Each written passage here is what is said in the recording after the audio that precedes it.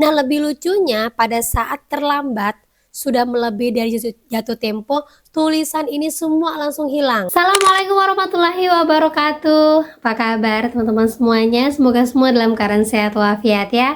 Diberikan kesehatan, kelancaran, serta kemudahan dalam segala urusan apapun itu. Hari ini semangat kita makin kita kuat mental. Oke teman-teman, kali ini saya akan membahas tentang yang galbay di pinjol-pinjol ini. Hati-hati sebelum kalian bayar, perhatikan lagi tanda-tanda pinjolnya. Nah, seperti apa itu informasinya kita akan bahas secara tuntas. Tapi sebelumnya saya harapkan kalian semuanya sudah subscribe channel ini agar channel ini terus berkembang dan dapat memberikan informasi terbaik buat kalian yang galbay. Oke teman-teman, ini dia buat kalian.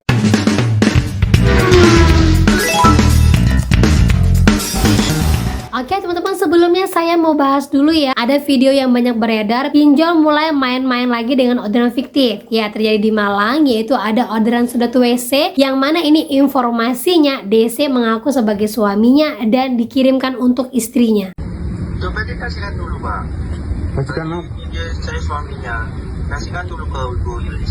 Iya ini Biltis. Halo. Iya. Bu Yulis. Iya. Ya, Bu Yulis ya?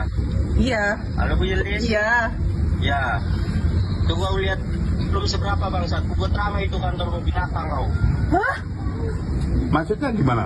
Itu. Halo Pak. Iya. Maksudnya gimana?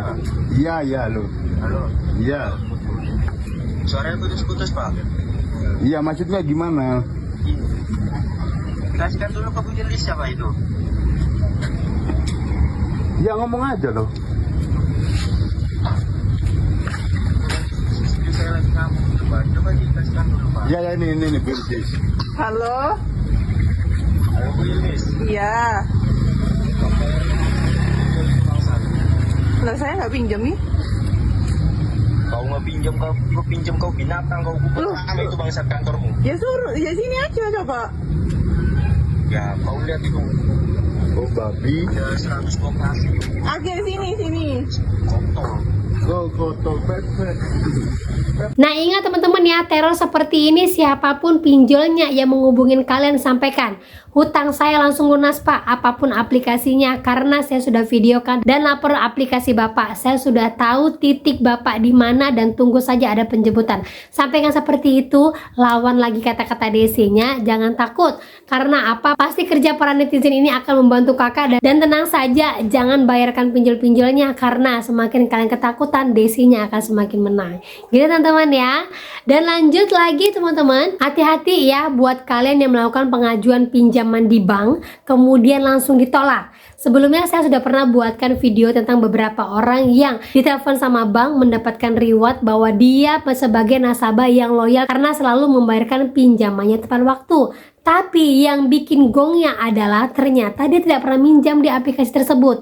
Nah, ujung-ujungnya ketahuan bahwa saat ini semenjak COVID semua perbankan karyawannya wajib membawa nasabah di minimal 3 dalam sebulan untuk yang pertama buka rekening, pengajuan pinjaman, dan pembelian asuransi. Informasi ini mengatakan bener nggak sih? Semoga ada karyawan Bank Mandiri yang bisa bantu jawab. Beban target karyawan dituntut secara internal yang mengharuskan mereka mencari nasabah baru untuk membuka rekening seperti Livin by Mandiri di luar target pekerjaan utama mereka. Banyak yang menginformasikan bukan hanya Mandiri, semua bank hampir rata-rata seperti itu. Dimulai sejak COVID, bagian operasional disuruh mencari nasabah-nasabah baru terutama dalam asuransi, pinjaman, dan lain-lain. Saya sudah resign dari setelah COVID, penuh tekanan, belum lagi ada istilah ujian-ujian dan harus lulus karena buat laporan ke BI. Dan lain lagi kompetensi agar sesama membawa nama baik wilayahnya. Kerja bank itu sama aja seperti buruh operator, malah lebih parah, buruh berdasi dan berjas. Dan banyak mengatakan bahwa satu orang itu diminta untuk membawa 3 nasabah dan setiap bulannya. Dan banyak event-event sekarang menaruh marketing-marketing mereka untuk membuka rekening pada bank tersebut. Dan banyak kejadian di lapangan bahwa data-data yang dibuka di lapangan itu digunakan untuk pinjol. Dan inilah kejadiannya kenapa sekarang bank-bank banyak sekali telepon kita untuk menawarkan ini itu. Nah, ini dia teman-teman ya penyebab bahwa data kita sering sekali dibobol di mana-mana karena memang nasabahnya dituntut untuk semua orang melakukan pinjaman. Karena sekarang udah pada tahu ya, pinjaman perbankan susah, harus ada agunan, ujung-ujungnya orang beralih kepada pinjol. Pinjol sekarang pun hampir semuanya dikuasai sama perbankan dan hampir semuanya masuk ke dalam slik OJK.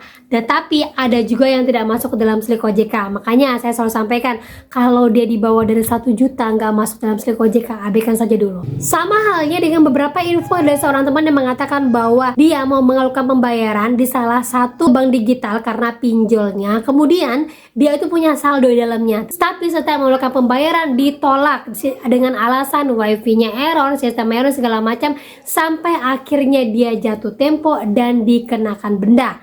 Nah, seperti ini modusnya mulai marak lagi, yang sebelum-sebelumnya sempat ditegur sama OJK tapi sekarang lagi tinggi-tingginya. Seperti informasi ini, bank sengaja melakukan ini supaya saya terlambat bayar tagihan dan kena denda. Halo bank, gimana ini? Setelah terlambat bayar baru tahu tuh nggak ada tulisan. Barusan saya bayar termasuk denda pembayaran padahal sudah ada saldo dari kemarin-kemarin. Bisa nggak sih banknya diberikan sanksi? Nah, pada saat dia berusaha membayar muncul tulisan seperti ini. Padahal saldo di banknya ada, yaitu kami masih memproses pelunasan Anda yang sebelumnya. Mohon tunggu pelunasan ini selesai sebelum melakukan pelunasan lainnya. Kemudian pada saat mau membayarkan lagi muncul lagi connection problem.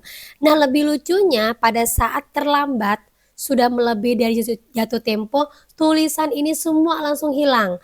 Otomatis denda akan dikenakan kepada dia dan bertambah-tambah lagi biaya adminnya. Nah, itu dia teman-teman ya, penyengajaan ini bukan hanya terjadi di Alobank, tetapi ada di beberapa pinjol-pinjol yang sempat teman saya informasikan. Salah satunya itu adalah Pinjam Yuk, kemudian Kredivo, Akulaku, Tunaiku, dan terakhir itu adalah Dana Rupiah. Yang mana paling sering sekali kalau kalian melakukan pembayaran tepat waktu, dia akan terdapat error seperti ini. Kalau kalian melakukan terlalu cepat, dia akan menghapuskan limit kalian. Tetapi kalau kalian lambat, dia akan sengaja membiarkannya dan sistem akan berjalan normal. Nah, penyengajaan ini memang banyak terjadi bukan hanya di bank digital dan pinjol-pinjol saja, perbankan juga banyak. Jadi untuk itu teman-teman, pikir 2 kali untuk melakukan pinjaman walaupun kita tahu sedang kepepet. Mudah-mudahan rezeki kita melimpah, karena memang penyengajaan ini sengaja terjadi untuk apa? Untuk bunga itu ada dan dari bunga itu mereka mendapatkan pendapatan. Jadi kalau kalian tidak berani gabah, yang seperti ini akan terus-terusan berjalan dan akan terus-terusan dikembangkan. Karena apakah dia tahu bahwa kalian adalah nasabah yang loyal, bahwa kalian adalah nasabah yang gampang ditakutin, bahwa kalian adalah nasabah yang punya uang. Ujung-ujungnya kalian lah yang dimanfaatkan untuk dikeruk. Bukan hanya satu loh pinjol sekarang, semua sekarang lini dipajakin. Baik Facebook, baik Instagram, baik YouTube, baik marketplace, semuanya dipajakin. Nah, sama halnya seperti keterlambatan ini yang ujung-ujungnya dikenakan pajak dan dikenakan bunga. Jadi kalau tidak ada yang melawan seperti ini teman-teman ya, otomatis ini akan dilakukan pembiaran dan terus-terusan akan diperas. Karena kalau kita turun ke jalan demo, pasti akan banyak buzzer. Tapi kalau kita benar-benar melakukan aksi, otomatis semuanya akan terdiam dan mengikuti siapa aksi paling besar, yaitu adalah gabah. Gitu teman-teman ya. Nah, oke, itu dia informasi yang bisa saya sampaikan buat kalian. Semoga informasi ini menjadi mood booster, semangat baru, dan akhir kata saya ucapkan Assalamualaikum warahmatullahi wabarakatuh.